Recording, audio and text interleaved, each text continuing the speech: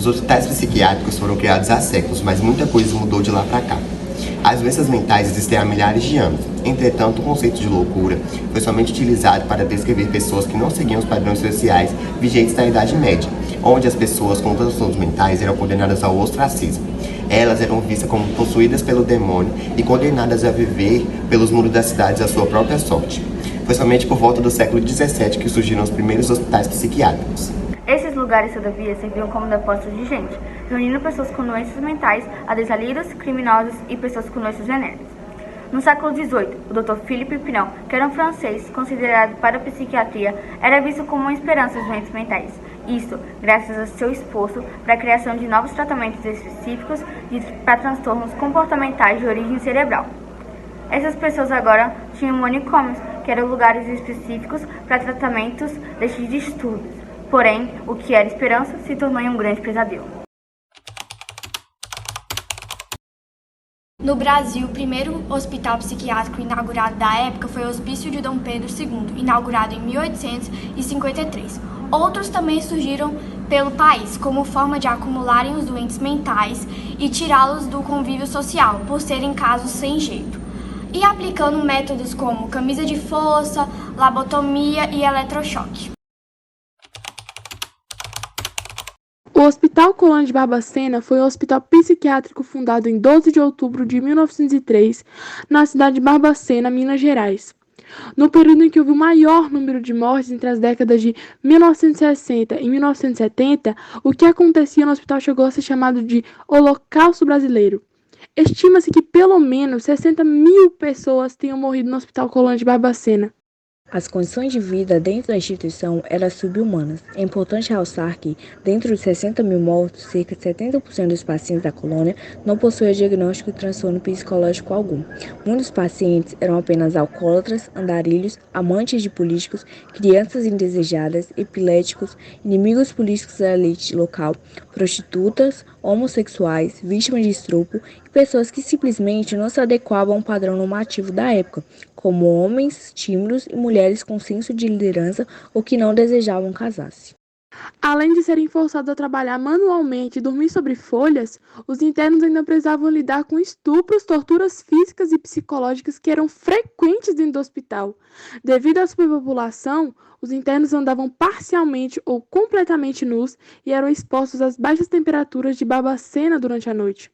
Não existia sistema de água encanada ou suprimento de alimentos que abastecesse o alto número de pacientes. Para proteger seus bebês, que eram separados das mães após algum determinado tempo, grávidas cobriam a si mesmas com fezes, evitando que funcionários e outros pacientes se aproximassem. Doentes eram abandonados em seus leitos para morrer. A internação em hospitais psiquiátricos ou unidades semelhantes, que caracterize a atenção constante ao paciente com transtornos mentais, é feita de forma voluntária, quando o paciente ativamente dispõe ou permite ser internado, ou de forma involuntária. Quando a situação exige uma internação, mas que só pode ser feita com ciência da família ou participação de um médico psiquiatra.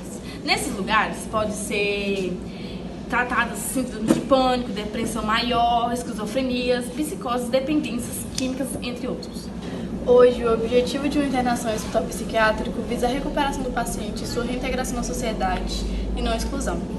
Lá o paciente recebe cuidados 24 horas por dia, tendo uma equipe de médicos, enfermeiros e terapeutas à sua disposição para o que for preciso. Ele também pode participar da administração dos medicamentos, atividades integrativas, alimentação e psicoterapias.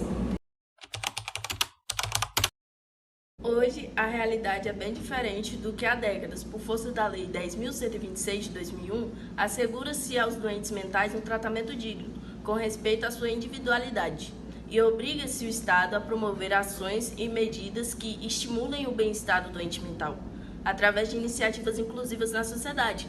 Por força disso, aumentou-se o número de centros de assistência psicossocial, que trabalham de forma a dar apoio psiquiátrico à população em geral, com atendimento médico e promoção de atividades integrativas e estimulantes ao paciente.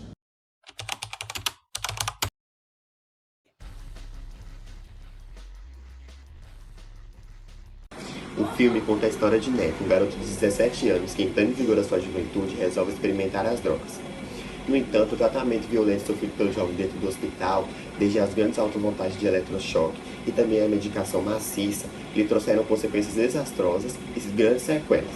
O filme também é uma crítica à sociedade, que só fere e aponta erros, intolerante a tudo que não se impõe no seu padrão. O título da longa faz jus no sentido de que o protagonista poderia não ter sofrido tudo isso se tivesse uma socialização primária junto com seus pais. O longa inicialmente procura mostrar incompatibilidade no relacionamento entre pai e filho, não havendo quase nenhum teor de intimidade entre os dois.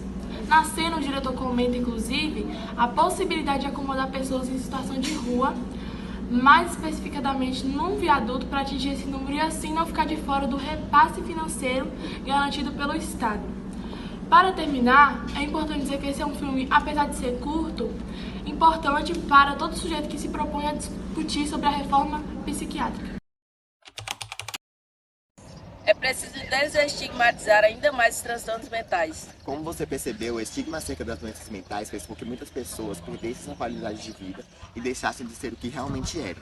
Hoje em dia, esse cenário melhorou bastante e os espaços para falar sobre depressão e ansiedade, por exemplo, estão muito mais abertos. Mesmo assim, é preciso continuar o processo de aceitação daquilo que foge ao padrão e tratar todas as emoções e sentimentos que causam sofrimento ao paciente em qualquer nível. Afinal, todos somos seres humanos.